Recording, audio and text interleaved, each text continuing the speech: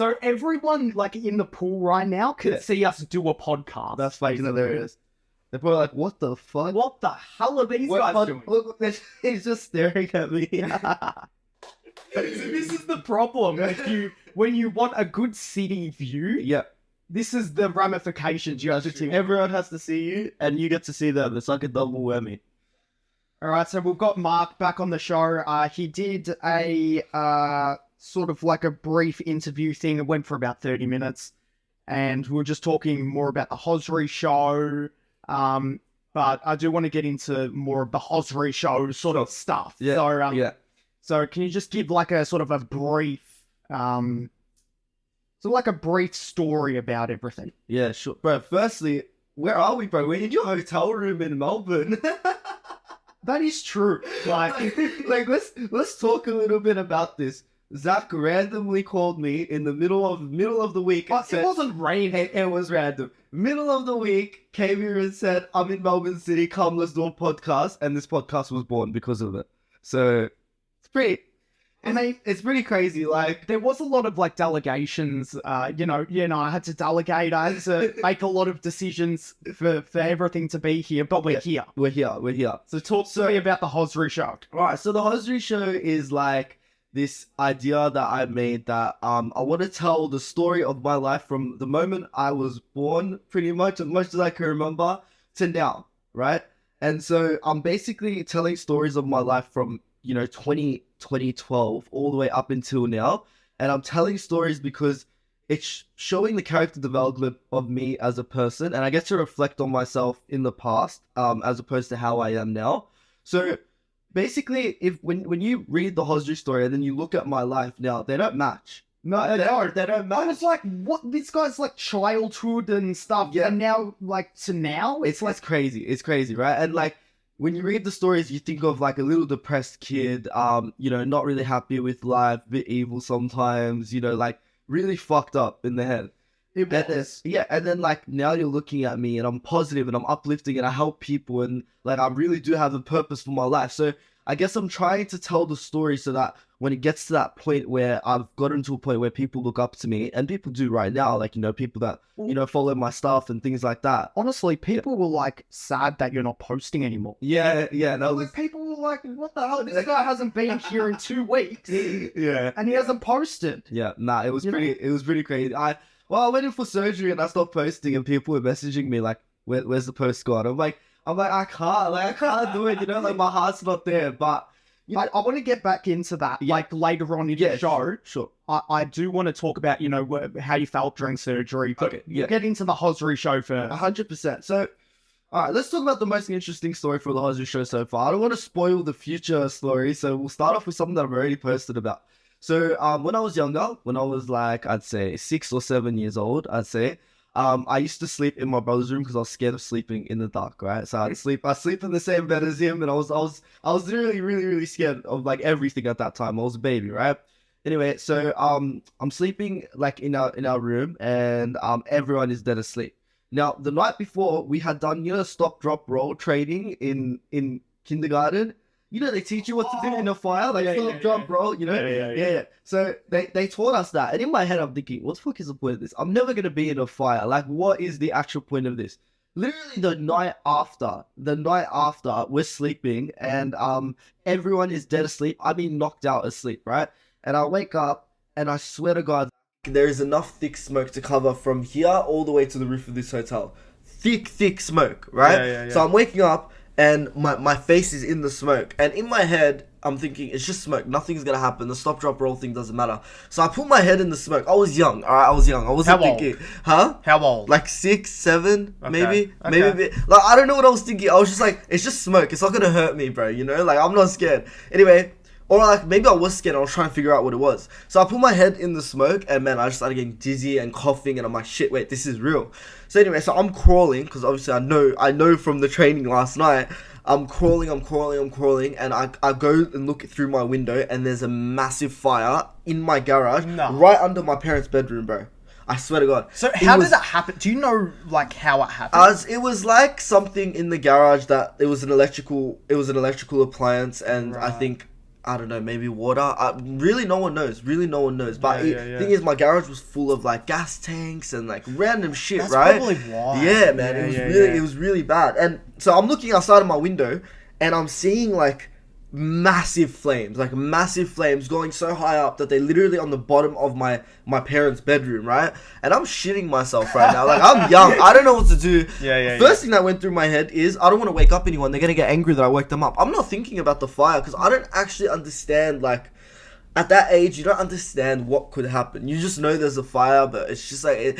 At the time, I didn't understand the severity of it. Anyway, so I went downstairs, luckily, because I wouldn't have woken anyone up. Luckily, my dad fell asleep on the couch, right? So I knew he wasn't in bed. So in my head, I'm thinking, he's not that comfortable. I could wake him up. He won't be mad. Tap on him. I'm like, Dad, like, I think there's some smoke, blah, blah, blah. I swear to God, I've never seen my dad fearful in his life. My dad's the strongest man in the world to me, right? Like... I saw him actually have fear in his eyes when he saw the smoke. And that's when I knew it was real. I'm like, if my dad's scared, there's something fucked up going on. Anyway, so we wake up everyone and we call the fire brigade straight away. And they're doing it and stuff. And they start putting the timings together to when I woke up, to when the fire started and stuff like that. And they said that 5 more minutes and everyone would have choked to death. Really? The smoke was that thick, that's like severe from like the stuff that was in the garage, that if I did not wake up 5 minutes like that time, everyone would have died. And then we wouldn't have been on this podcast. The Hozri Show would have never came out. How fucking crazy is that? That is pretty crazy. So like, and then in, you know, a previous episode you were talking about you're in the rental game because of like all because this. of that, like, so how was your life like afterwards, after happening? I mean, man, like, we were living not comfortable, but we were getting by. We were getting by when we had the house, right? We weren't like rich, but we weren't middle class. We were just like in the middle, right? Right, yeah. And after that, we got stuck in the rent cycle. We had no house insurance, so the whole house was gone. It was completely gone, wiped. So we had to grab our stuff. We didn't have enough time to get a rental. Because, like I said, we were just getting by at this time, right? Like, we weren't overly rich to just randomly find a rental. So, we had to actually split up in where we lived. So, some of my family lived at my family friends. I lived at my cousin's house. Like, a bunch of people lived at different houses until we figured out what we can do.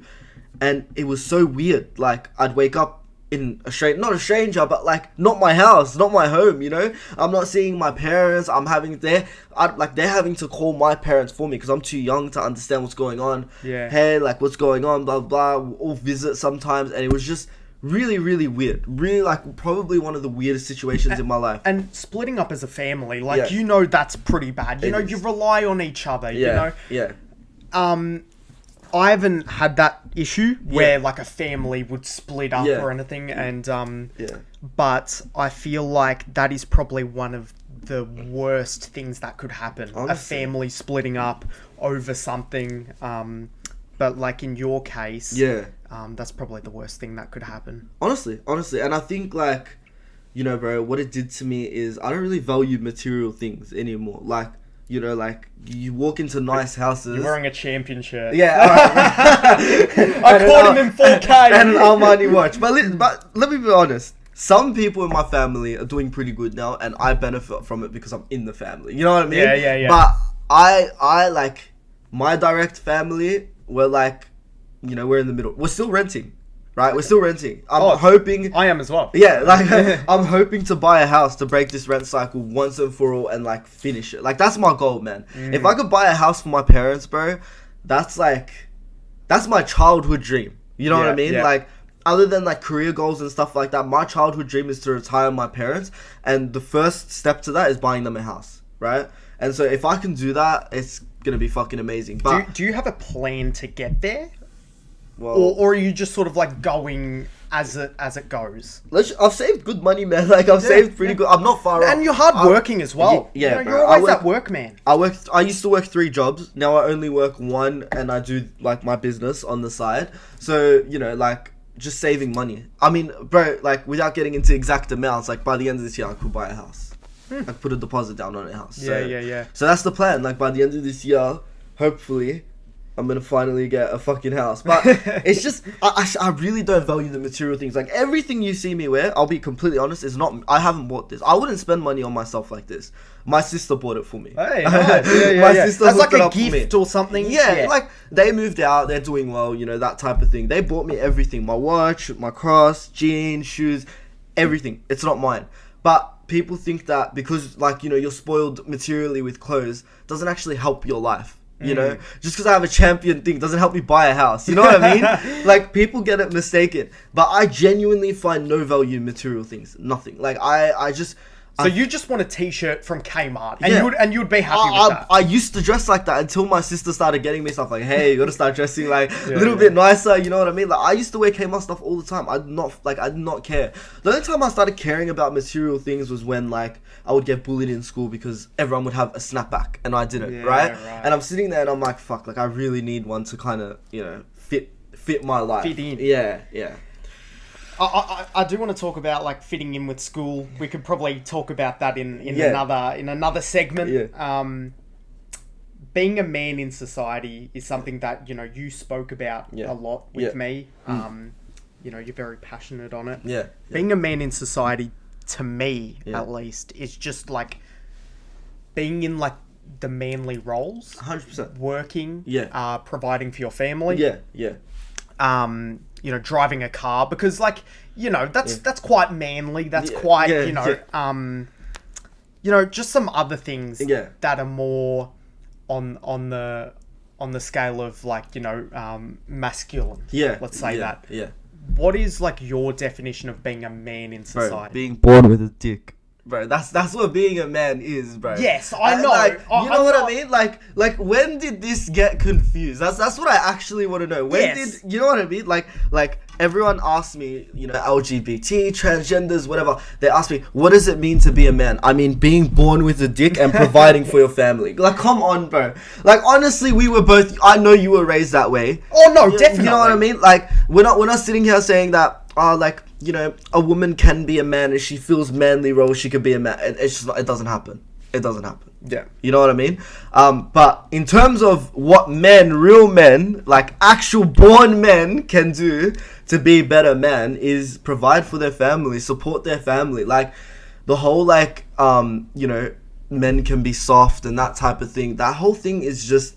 It's trying to equalize, like, gender roles, right, between women and men. You know, they always say, like, back in the days, the men would work and the woman would stay home and be a housewife, right? And to feminists, that's degrading to women, right? Completely. But if you think about it, science says men are better with fitness, men are better with sports, men are better with working hard, right? And women are better with nurturing kids, women are better with cooking. That's not me sexist or feminist against feminists saying that. That's just science. It's science, right? And it makes sense. Because when a transgender woman comes to a woman's sports, all the women lose because it's a man competing with them. You know what I mean? A biological man. You know what I mean? So I don't understand where this came from. Okay. How many genders are there? 2. There's 100% 2, bro. Like, and you agree. You agree. Everyone agrees. 100%. Look, I think what's going on right now is the devil's work. Honestly, honest to God, I genuinely think this is like... So you think that Satan has grabbed the world by his hand? Literally. That's what I genuinely believe. I think the whole transgender, the whole biology, all this bullshit, I reckon it's all done by the devil to take you away from what morals were born in history. They're there for a reason, you know? Like, there are morals, values, and principles, and they're there for a reason. That's why we have them. That's why we follow them, you know? And so, like... I really don't understand. We get it confused because people's feelings are taken more into account than logic. 100%. That's the biggest problem with today's society. I also think the media conveys in a more feminine 100%. sort of aspect. 100%. How do you think the media or social media impacts society with gender roles and and those kind of dynamics? It's a good question. How do you think? Well, no, yeah, I think that the world's gone more feminine. Yeah. I think that men are becoming more feminine. Yeah. And also, women are actually becoming more manly. Yeah, that's true. That's so true. And you know why? Yeah. Because women are holding all that power on social media. 100%. You know how much validation they get? Exactly. Do you know how much validation men get? Yeah. So that just, like, it sort of evens out the dynamic. Yeah. What do you think? It's funny you mention that because, like, we all know a woman, right, who's not that pretty, all right? Not that pretty. Let's just be straight. She's not that pretty. Okay, but so a 6. A 5 or a 6, right? And she posts on Instagram and she gets 10k likes, right? And she's validated as fuck. She will not look at another man. Like, she will spit at men that try to talk to her because she's validated by social media. And that's okay. Whatever. Be validated. Go live in your fantasy world. Whatever. But then, what happens when that validation leaves? What happens when she doesn't get likes on Instagram? What happens? Do you know what I mean? Yeah. Like, we are living in the most validated driven society ever. No one is validated but not by men, themselves. though. Not the men. But even men, they seek validation from women on online, right? Yeah. Like, they're OnlyFans. Bro, men are paying women's monthly rent bill. Just they're men with wives as well.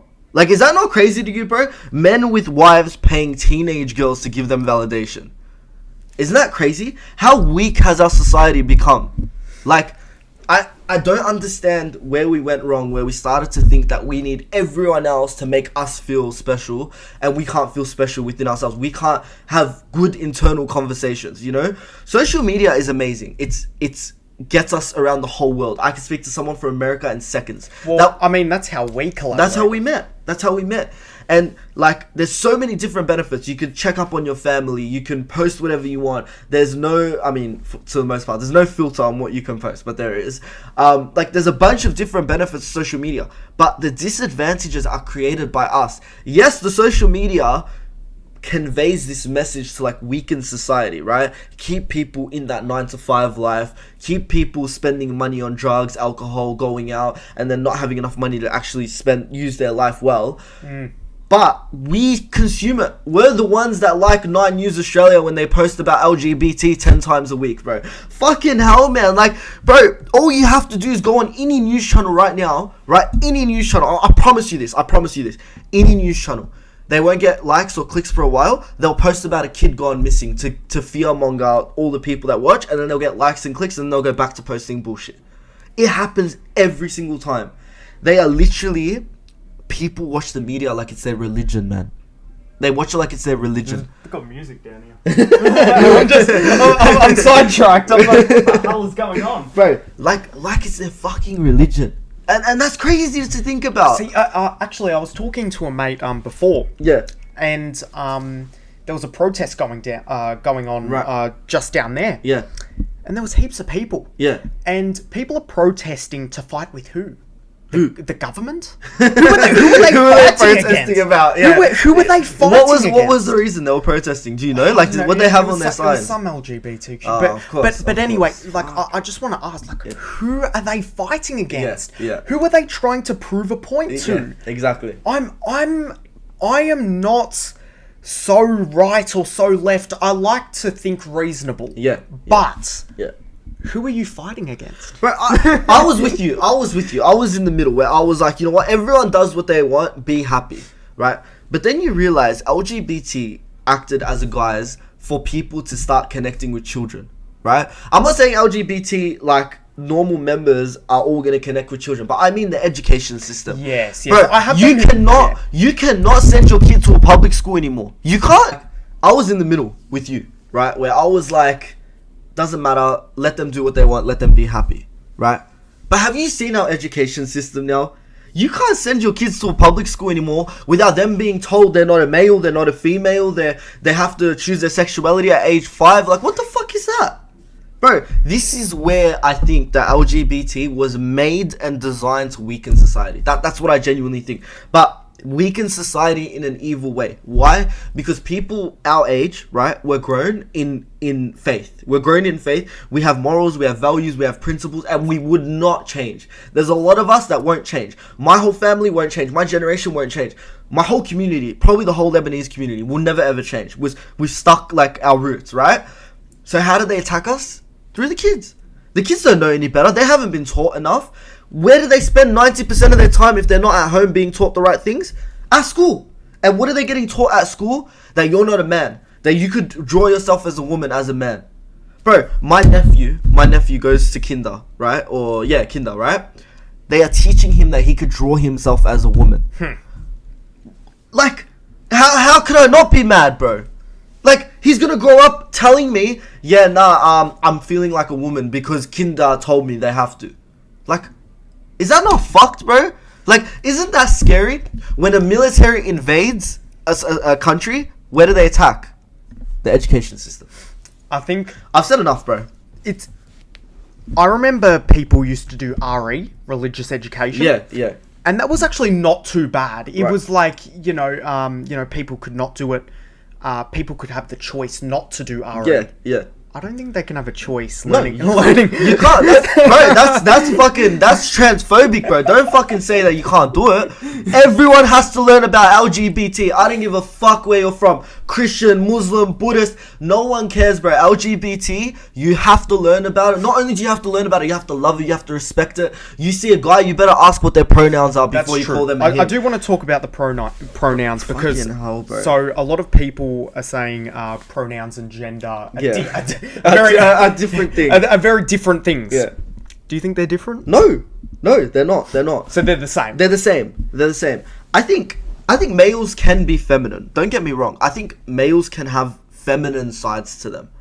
But it doesn't mean they're a fucking female. It doesn't mean they can go as she/her. Like, for example, for me, right? I don't think of myself as being too feminine or anything like that. But I do have a lot of girls who are friends, right? So, like, if you see a guy with a lot of girls and they're not dating, you're gonna think he's a bit feminine, right? A little bit, right? Yeah. Or he just pulls. Yeah. But, like, these girls are my friends, right? So, like, I connect with women because I grew up with my sisters. My brothers and my dads were always working, and I was home, so I'd be with my sisters and my mom. So I'd listen to all the drama. I'll easily gossip with a girl all day, right? Yeah. That doesn't make me a woman, bro. Doesn't mean that I go out there and I say, yeah, I identify as a woman. I still work. I still go to the gym. I'm still a man. I wouldn't even say a feminine side to me, but I understand women, right? Yeah. Because I've been in that, like, So area. Okay, Yeah. so we've talked about being a man in society. Yeah. How about like a man transitioning to a girl? Like, what's some feminine traits that you could list off? Like, what do you mean? Staying at home, cooking, because a lot of men now Yeah. are doing those feminine traits. Yeah, I think being a man means to like being a gangster. And when I mean being a gangster, this girl's doing a model walk here. You see that? Where? There. You see it? Look. Oh wow! I just saw that. Bro, Melbourne City has They've got a everything. gimbal. They've got a gimbal. Anyway, alright, ask me again. No, I want to keep that. Okay, yeah. Bro, being a man, what's the time? Bro, is it like 4? 4:45. Easy, perfect. Alright, good. Bro, So we got time. we got fucking time. Alright, being a man means to protect your family. So that means knowing how to fight, knowing how to defend your family. That's 100. You have to know how to fight and defend your family. Like, if a man pulls up to your wife, you better be able to protect her or you're not a man. You better be able to know how to, like, strengthen yourself, like, body-wise. I think everyone should have... You don't have to be, like, ripped. Because then that's why people get on steroids. Because they're like, oh, no, I need to be a man. No. Be fit, be healthy, right? That's what being a man is. And I guess... to be a man is just to take that manly role in a relationship, the dominant role, right? I don't think you could be a submissive man, right? Yeah, and dominant doesn't mean that you dominate to the point where the woman has no rights. No, respecting women and upholding them through your protection, that's what a real man is. 100%. You know? People, it's just fucked. Because they confuse it. Because now that I said a man is dominant and a woman is submissive, that's what's the word? Masculine or masculinity. Yeah, whatever the fuck. There's a word. I forgot the word, bro. When you say a man is when he doesn't like women, Toxic.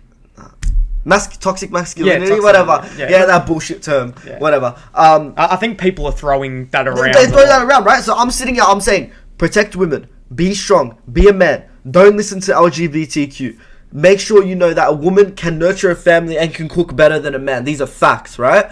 I say that, toxic masculinity. Yeah, Bro. I've seen some comments. Actually, I do want to go into this segment. Okay. Where you talk about Drake painting Oh his my nails God, bro. with Lil Yachty. Yeah. You've been yelling all day, by the way. Yeah. So just try to keep it down. You know, we don't want anyone barging in here. You know, any.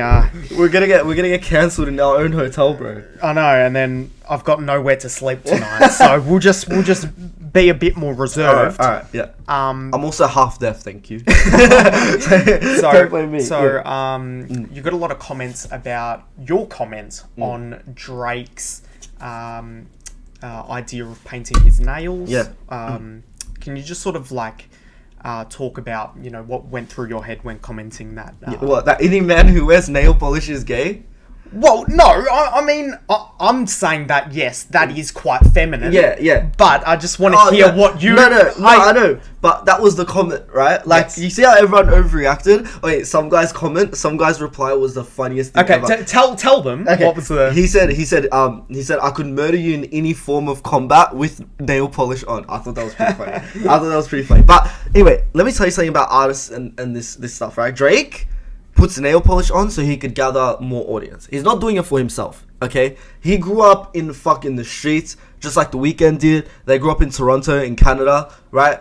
That's in Canada, right? Yeah. Anyway, they grew up in Toronto. They grew up like actual gangsters, hustlers, right? Now they're putting nail polish on their nails. Bro, come on. They're obviously doing it to push an agenda, right? It's either their label that makes them do that. It's either they know that they're going to get support from the LGBT. And the LGBT are massive and powerful. They are the most protected society in the world. And that's facts. Like you know it. Why? Because we don't have a filter on anti-Christianity or anti-Islam on social media. But what do we have a filter on? Any anti-LGBT. Any. And people are like, oh, it's not a choice. It's certainly a fucking choice. It is certainly a choice to be a part of that community. Just like it is, like, you know, with Christians and Muslims, right? It's certainly a choice, right? Yeah. Exact same with LGBT. They say that, you know, you can shit on religion because it's a choice and LGBT is not a choice. LGBT is a choice. You choose to be a part of that community. You choose to push it onto everyone, you know? So what do I think of men wearing nail polish? It's fucking disgusting. That's what I think. I don't think it's real. I don't think it should be a thing. All right, let's go on to a bit more of a calmer topic. but that was... The hotel staff just came and knocked at our door and said, hey, listen, we have an agenda to push you, and you're ruining it. I'll have a look if everything's still going. All good. Do you reckon someone was actually knocking on the door? Oh, okay. I think someone checked in. Okay. Cause I'm deaf, so I hear things in different areas. Right. So I heard that knocking right there, but I don't know. Yeah. No, it's all good. It's all good. Anyway, you paid for the hotel. If I want to scream, I'm allowed to scream. Bro, people are fucking next door, alright? There's nothing wrong. Anyway, yeah. Talking about society, about nail polish. Yeah. How do you become the best version of yourself? Yeah. I went through a breakup. Yeah. Last year, at the end of last year. Yeah. How old are you? I'm 18. Okay. Yeah. I went through a breakup. Yeah. We went for about maybe half a year. Okay. Yeah. Maybe a bit less. Yeah. But, you know, we're in the talking stage for a while and stuff. Yeah. And we broke up, and then she literally went with another guy the next... Straight away, bro. Of course. Straight away. Yeah. Yeah. And I was like, how can I better myself? Yeah. So then that doesn't happen again. Okay. So I got into crypto. Yeah. I got into podcasting. I got into things that I can draw my attention away from. Yeah. Yeah. And I actually started feeling better. I started feeling more masculine. I started to feel, you know, just empowered. And I really got to spend time with myself as well. Yeah. Got to know who actually Zak was. Good.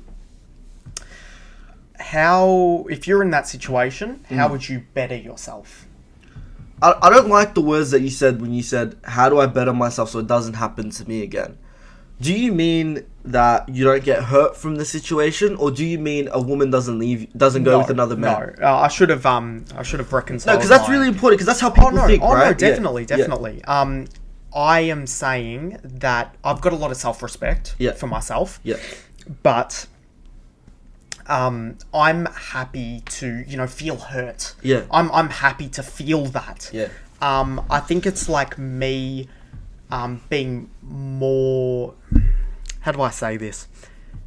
Prepared? Not really prepared, but I just want to stay true to myself. Okay. We'll say that. Yeah, stay real. Yeah. How do you better yourself if you're in that situation? Alright, so firstly, I wouldn't care that she went with another man. Like, it hurt me, but I'm not going to blame myself. It's good. Now I know that if she's able to leave and go with another man the next day, she probably wasn't good for me anyway. So I'm actually happy that happened, because now I have no doubt that that girl was not it, right? No doubt, zero doubt, right? And it really, honestly, bro, and my answer will be similar to all these types of questions, it's priorities, man. Like, I've been through breakups as well. So was that your first breakup? No, it wasn't. Okay. So how many? But that one probably hit the hardest. Okay. I would say. How long were you together? 6 months. Probably about 6 months. 6 months. Okay. Maybe 5 months. Well, but something like that anyway. Okay. At your age, like, I'm 22. I'm a little bit older, so I can say at your age, right? If I was going through that breakup and I knew what I knew now, I wouldn't give a fuck. Why? Because you're gonna go through so many more, that the ones that hurt the most are the ones that you don't even care about when you get older. Okay? Because you're 18, right? When you were 17, you're dating a girl. It's not really a relationship. I mean, it is, but that young, it's not. Yeah. Okay? It is after past 18. That's probably where, like, real relationships start, because you actually form connections past just the, like, relationship type. You actually connect on a deeper level, right? So if I was in your situation, I'd say it's one breakup. Guess what? There's going to be 50 more. So whatever pain I'm feeling now, I better be prepared to feel 10 more. I like using pain as a trajectory to push myself back up. So that's what I would do in that situation. I would use the pain that I have to go hard on exactly what you're doing, like podcasting, work, gym, like really push myself towards things. But to put it simply, for anyone going through the same situations, have your priorities straight, right? For me, and I always say this, it's going to be family, it's going to be God, family, and then me. Always. No matter what girlfriend, no matter what wife, no matter what woman, no matter what friend, my priorities will not change for anyone. So if I think about it that way, that's my fourth priority. If I had a girlfriend, that's my fourth priority being gone. It's going to hurt, but luckily I have my other three priorities to push towards. But then you would probably do like your business and stuff in there as well? No. So you would say girlfriend, then business? Oh, yeah, 100%. People over money. Yeah, 100%. 100%. I don't value material things. See, that's proof, bro. That's proof. Subconsciously, everyone says I just say that, bro. I genuinely value people, relationships, connections, love, morals, values, principles way over materialistic and money things. So you definitely don't see that often. I think a lot of people care about their career more than relationships with people. If it's just a friend, if it's a girlfriend. And I think we really need a shift in society where a lot of people are going for those materialistic things. Bro, they have an idea. Wanting that good life. Yeah. Okay? People just need to really connect on what we were here to do. Yeah. I mean, bro, the thing is, like, people want a good life. They see, like, the baby, right? Like, with 7 Lamborghinis, bitches here, money here. That's the life they want, right? So social media, back to that point, right? Like, if you compare these two things, it's always going to make you sad. And how do you relate this to you breaking up with your girlfriend? Because when you go on social media, you're going to see all these couples happy. You're going to see her posting with other guys. It's going to fucking hurt. Well, so we ended up actually just like blocking each other. That's it. That's the most healthy way. And then just move on. Yeah, 100%. That's the most healthy way. And the other thing I would say is, like, you control what you can do. You can't control what others do. When you love someone, you're making a sacrifice to yourself. So I can really be guarded and not sacrifice myself for anyone. And I will never get hurt. But I also will never know what it feels like to truly love someone. So when you truly, truly love someone, you have to feel pain when they leave. You absolutely have to. Because you're putting yourself in the position to trust them. Right? Yes, with everyone in my life, I have no expectation, which means I don't have disappointment. But if I had a girlfriend, I have an expectation that she's going to be my girlfriend. She's going to be loyal to me. She's going to be true to me. So what do you do in those situations? You just don't have expectations. Yeah, I guess. Well, but then you sort of have to. You have to truly love them. That's what I'm trying to say, right? Yeah. That's why it's so important to choose who you love, right? Because you want to make that sacrifice for the right person. You want to put yourself on the chopping board for the right person, so you know if they have the knife, they won't chop you. Yeah. Right? But you can never know. So it's a risk. It's a risk reward, right? I take that risk of loving you and making you my most prized possession, or one of them, right? And you try to like push that back on me by being a good girlfriend. If you're not, I'm willing to take that pain, because I know I truly loved you, truly sacrificed you. So people always say, I'm so stupid, I should have known. But why should you have known? You know why? Yeah. You're meant to not know. That's the whole point of a relationship. If you did know, then obviously you just chose a bad girl, but you chose a good girl. She was a good girl then. I think that's just life. Yeah. You know, you don't know what's actually going to happen in life. Exactly. You don't know what's going to happen in a year, 2 years, 3 years. 100%. So bringing that into a relationship, it's good to just sort of know where you stand. 100%. I want to talk about dopamine detox. Okay. Yeah. You spoke about this before. Yeah. I reckon dopamine's very heavily on, you know, social media, you know, looking at your phone, TikTok, seeing who's messaging you on DMs. Yeah. Can you just sort of give me a rundown on what dopamine detox or dopamine on social media means to you? Yeah, so dopamine, and I don't know how to explain it perfectly in scientific terms, but it's a chemical that gets released in your brain that makes you happy. That's the most basic way of saying it, right? And we get dopamine from so many different things: sex, love, sugar, alcohol, drugs, alcohol, all those types of things, right? And when your body is designed to be given dopamine on short notice, like for example a coffee, you buy your coffee, you drink it, you feel happy in the morning, you feel awake, right? That's your dopamine. When you scroll on TikTok, each video that pops up, you get happy if you find one that you like, or you just keep scrolling and they're constantly hitting your eyes, releasing dopamine, right? And your body is so focused on getting the dopamine kick like that, literally like that, right? Like, because people have 3 coffees a day, that's like that, right? So people are so like focused on getting the dopamine so quick that when there's a long-term dopamine, like studying or like podcasting, for example, because we're not happy right now, we're happy when we upload it, right? You know what I mean? Like, we don't get to see the benefit of it until later on. I mean, with all the hate that I've got recently on my podcast, a lot of people have been hating it. Oh, it's cringe, it's this. Yeah. I don't care. Yeah. Do you think I care? Yeah. Like, we're having the time of our life now, right? But we don't actually see the benefit of the video until it's uploaded. Do you know what I mean? I guess. So I drive to the city, right? I spend money on parking. We have to buy food. Like, there's a bunch of shit that goes into it, and there's no return as of yet. Yes. And even when we upload the video, there's no like money return. Yeah. You know what I mean? I get you. It's about making sure that your body is willing to do things that don't give an immediate dopamine return, but they do it long term. Like running a business. Small businesses like ours, bro, we're not making fucking millions yet, right? But we're doing what we love. And each time, every day that we put a little bit into it, we're seeing the benefit in 5 years' time. Definitely. Okay? So, just an example of what dopamine detox is. No coffee. I'm drinking a coffee today because I just got out of surgery. But I was off coffee for 2 years. Notifications on your phone off, completely off. I have no notifications on my phone. Instagram, text, calls, everything.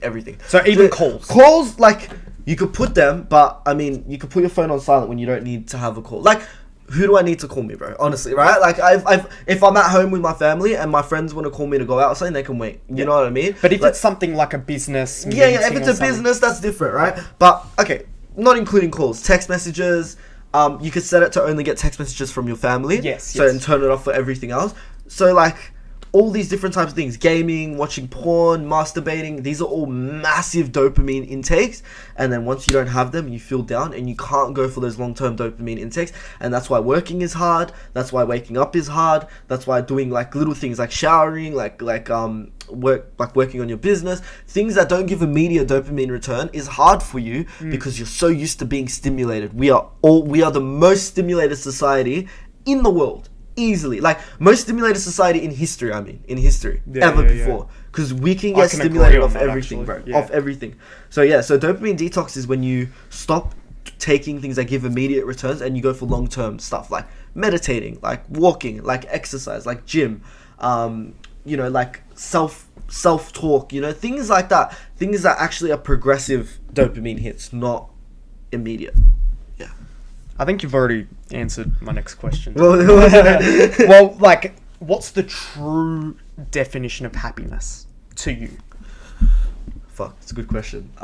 This is deep. Yeah, like yeah, it's very it's deep. It's deep. It's interesting though. Like we think we're trying to seek happiness all the time, and you know, let's say you're trying to get a girl, and you get her, and you're so fucking happy in that moment. Like she's hot, you can show her off, blah blah blah, and you're happy. But is that actual happiness, or is it like a short term, like you know what I mean? Is it a short term uplift? Yes. Right. For me, happiness is doing what you love. That's what happiness is for me. And happiness is knowing God.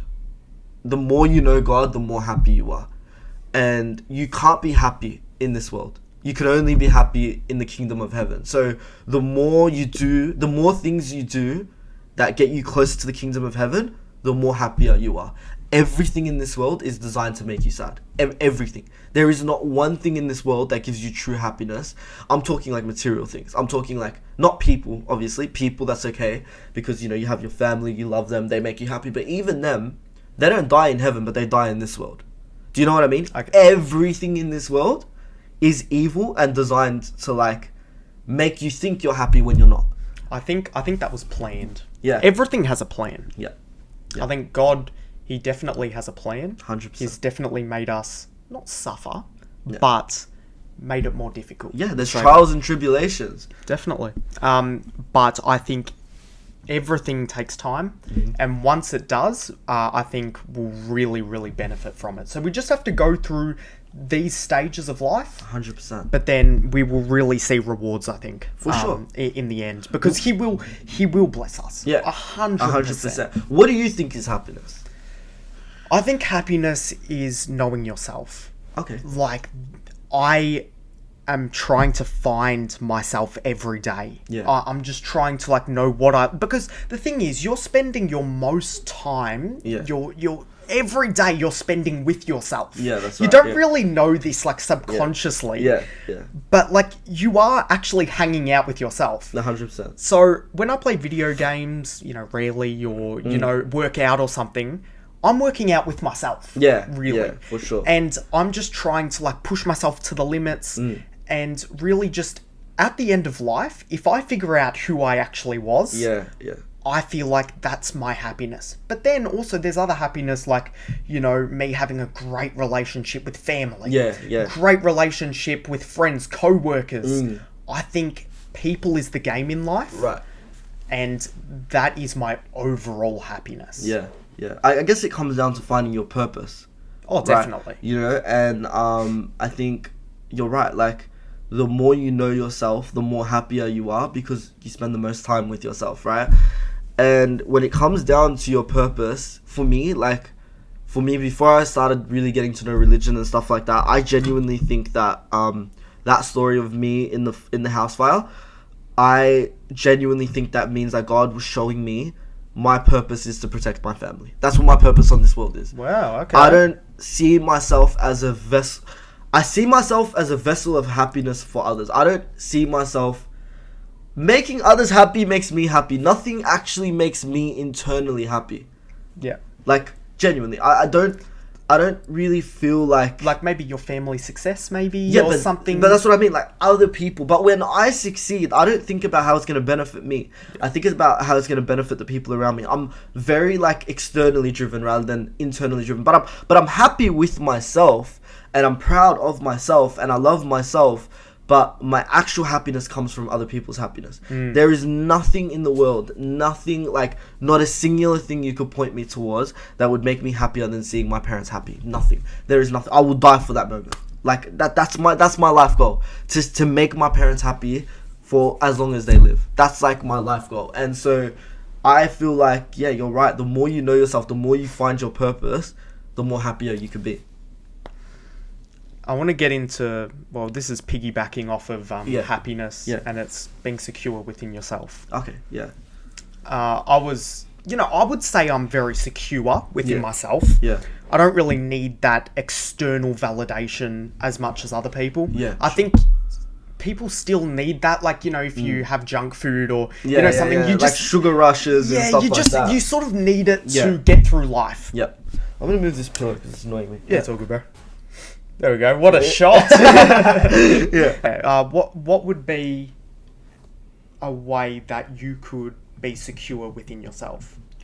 For me, I got the cheat code on life because my family put good thoughts into my head, and so when I go to look at external validation, I don't value material things, I don't value external stuff like that. I only have my family's voice playing in my head. You're strong, you're worthy, you know, you could do this, you could do that. So I had the cheat code on life. But let's say you don't have a supportive family, because lots of people don't. Lots of people are not blessed, right?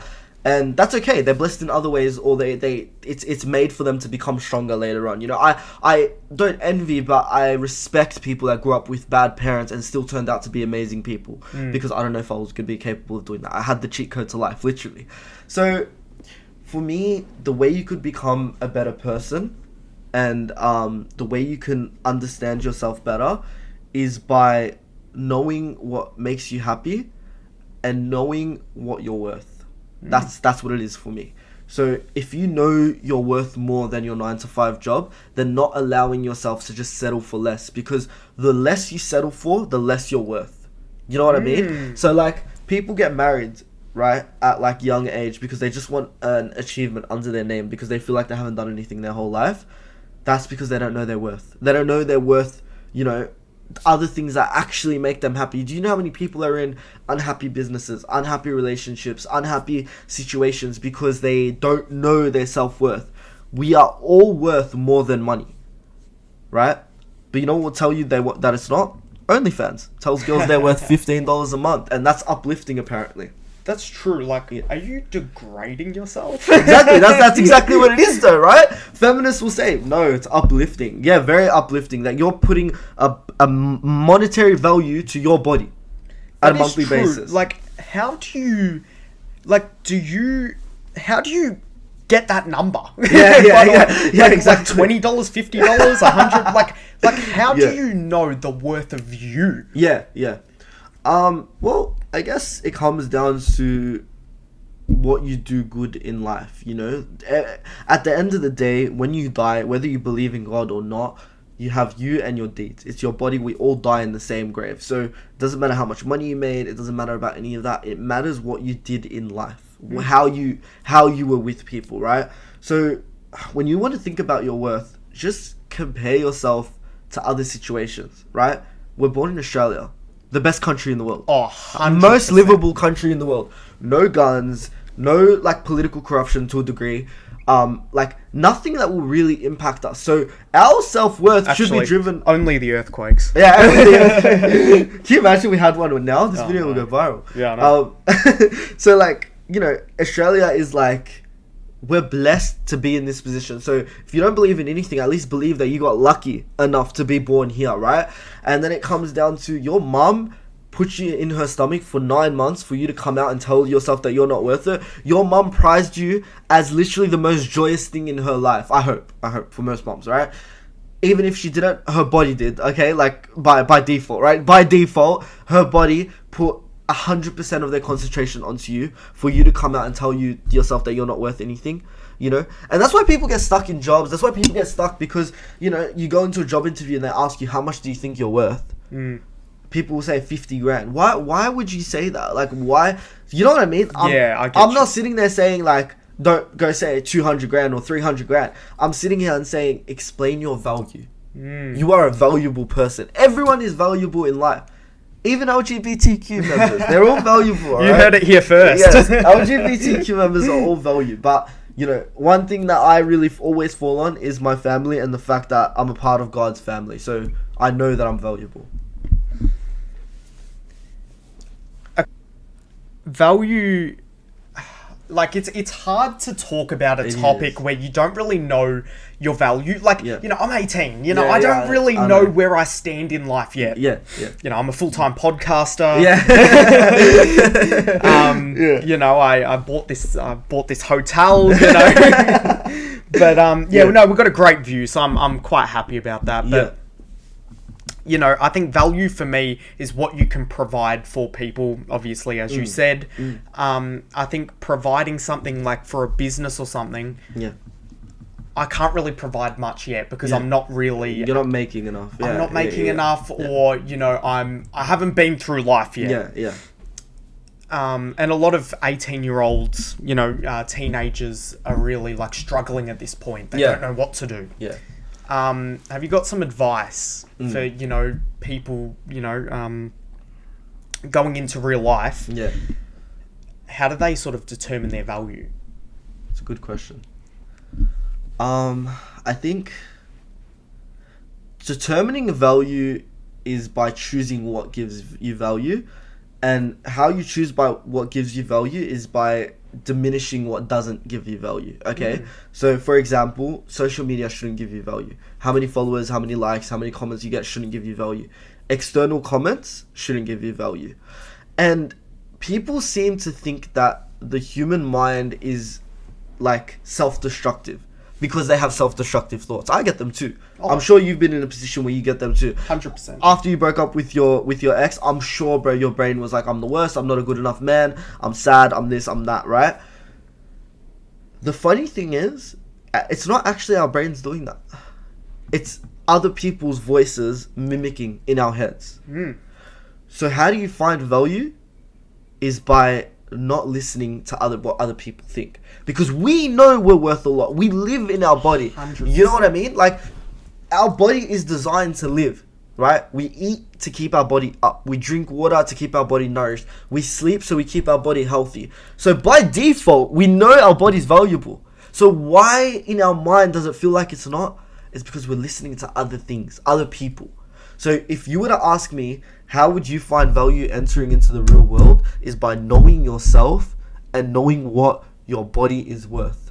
Knowing that you spent there for 18 years nourishing yourself, growing yourself to be the best version of yourself, that regardless of where you landed, you love yourself. 100%. And you don't compare yourself to others.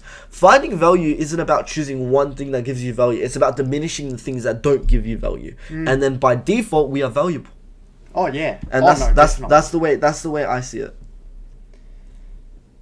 I want to talk about civilization, Western civilizations right now. Okay, yeah. What do you think of Australia right now? I think we sort of had a brief talk about it. I mean, look, bro, we're in one of the most beautiful cities in the world. You know, it was said to be the most livable city in the world at one stage, before COVID. I think the issue is that the more further we get from the morals and values that were, you know, established either in religion or either in, like, you know, politics and stuff like that, the more further we get from that, the more of a degrading society we are. And so the more further we start to push agendas on kids, those types of things, the more Australia will fall to its knees, right? Yeah. So I think what's good about Australia, we're blessed. We have money, we have everything we need, we have Centrelink if we struggle, we have beautiful city, laws aren't too, you know, degrading. You have here and there things that you can't do, but like the most livable city in the world.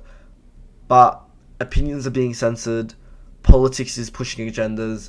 The Western civilization is for always pushing an agenda. When really, it should just be sticking to morals, values, and principles. I mean, the laws that we follow were based off the 10 Commandments of the Bible. Should that not be enough to tell you how far have we gone from there to now? Where have we gone? Honestly, where have we gone? The laws that we live in were once based off the 10 Commandments of the Bible. And where are we now? Very different. Very different. It's a very different world, and it's extremely different. Like if a lot of people like read the Bible and stuff, you just get a massive intake of like what life will actually be like. You know, as it said, be lovers of God, not money. You know, and then eventually, you know, politics will and governments will have a war. Everything is set up for this world to eventually demolish, but then God will save us. 100%. 100%. If you read the Bible, that is the clearest source of what's going to happen in the future. 100%. And I think people, like, it really does, I really do think it comes down to instant gratification, which is on that dopamine topic. People want things now. They want money now. They want a good life now. They want this now. They want that now. And because of that, we can't work hard to get to a better society because no one wants to actually wait. You know what I mean? The best things take time. Everyone knows that. 100%. But that's lost. That's lost in society. You know? Like, for example, if we were to follow a more religious perspective, if we were to live as a theocracy. Do you know what a theocracy is? No. Okay, a theocracy is when you live in a country based off a religion. Oh, okay. Right? So, let's say we were to do that. We would lose money. 100%. Yeah. But in the long run, it would be beneficial. People will be more happier. God's word will live longer, right? So many different things. But people wouldn't live for that. No way. Can you imagine? Daniel Andrews comes out. We're now a theocracy. We're based off the Bible. LGBT will be jumping off buildings. Atheists will start shooting the Christians. Like, you know what I mean? It's because they only know this world, and because this world is evil, they're drawn into it, and that's the truth. 100%. I agree with you completely. Yeah.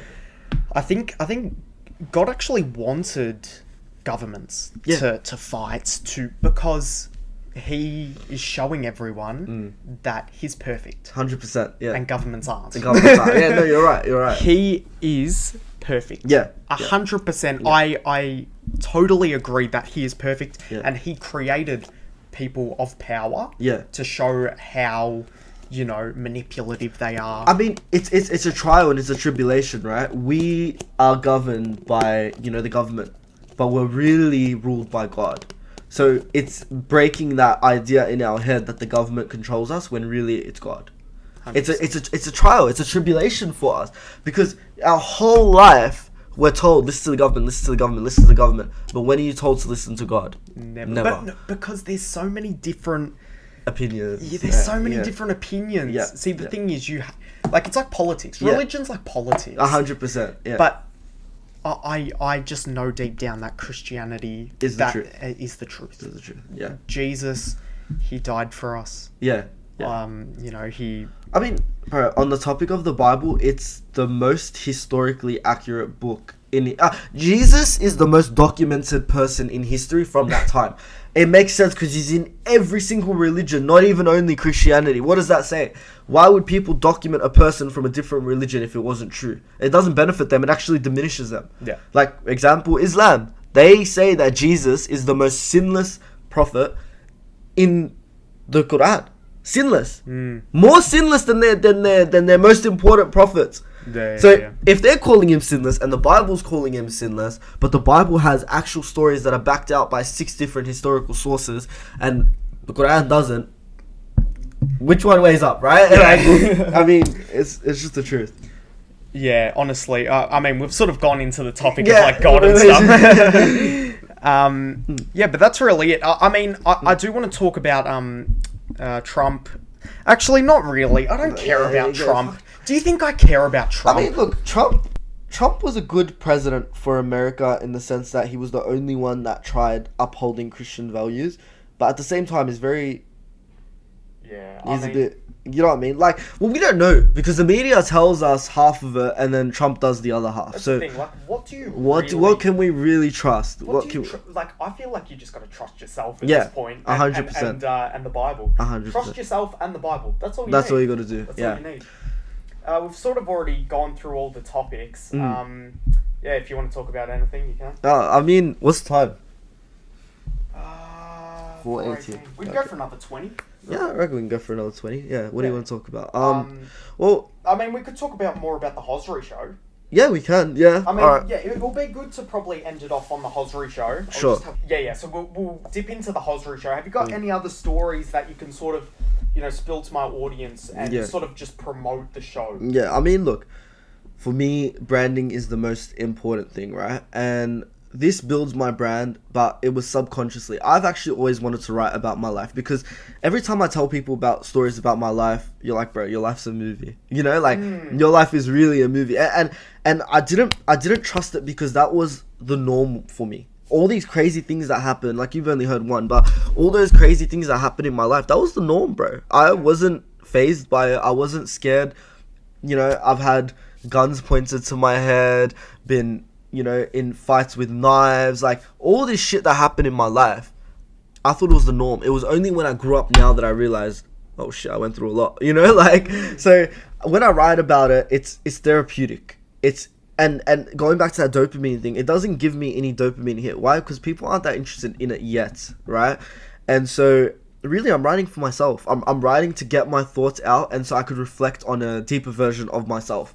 And what I want to do is really tell the story about my life, so that when I get older, and let's say I'm in a successful position, or I'm in a better position than I am now, people can look exactly where you started to now. So they know there was no shortcuts, there was no corner taking, there was nothing. It was just me 100% raw, start to finish, right? And I'm targeting 3 different things. 1, I'm posting photos that I absolutely fucking hate, right? And you know what? They could be better quality. They could be better quality, right? But I mean, bro, 8 years ago, I didn't think I was going to be writing about myself, right? But the thing is, I used to be bullied for my looks, so I'd be really scared to post these photos. Now I'm facing my fears. I'm becoming a stronger person. So going back to what makes you a better person, facing your fears, you know, not being afraid of anything, putting your trust in God. So that's the first thing I get to do. Secondly, I get to practice my copywriting skills, right? My business is copywriting. So copywriting meaning social media writing, right? So we call texts copy, and I'm a copywriter, right? Yeah. I've seen a lot of those people on Instagram and stuff, like promoting all this stuff. ChatGPT. Yeah. So I'm uplifting my writing skills by constantly writing, learning about myself, that type of thing. But I do have a question. Go for it. Is a book coming? Oh, it's a good question. I've thought about it. I've thought about it. Maybe when, I think the most interesting part will be when the story meets now. When I start posting on every Thursday and I'm talking about today. Yes. There will be a time when that happens, right? And when it does, that's when people will be most interested. So basically, it'll be in like 6 years, or like, you know, depends. 5 years. Depends how many photos I have from each year. But no, I wouldn't. I'd say it'd be about maybe a year or 2 years. Okay. And I think we'd finally meet the middle. Yes, we'd finally meet the middle part. And I think when that happens, and people speak, I'm talking about relevant things that people care about right now, then people will start to read the backstory and be like, okay, how did it get to this point, right? And then you could scroll through and you could read it all. A book, something in the future. Not something I'm 100% about, but it's definitely something I'm thinking about. This is what everyone has been saying. Yeah. What if you created a book about your life? Yeah. What would be the title? It's a good question.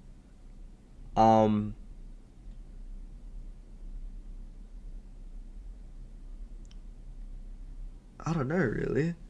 I had a quote that I thought of ages ago, and it's not coming to my head, but I think it was let go and let God. Yeah, probably just let go and let God, I reckon.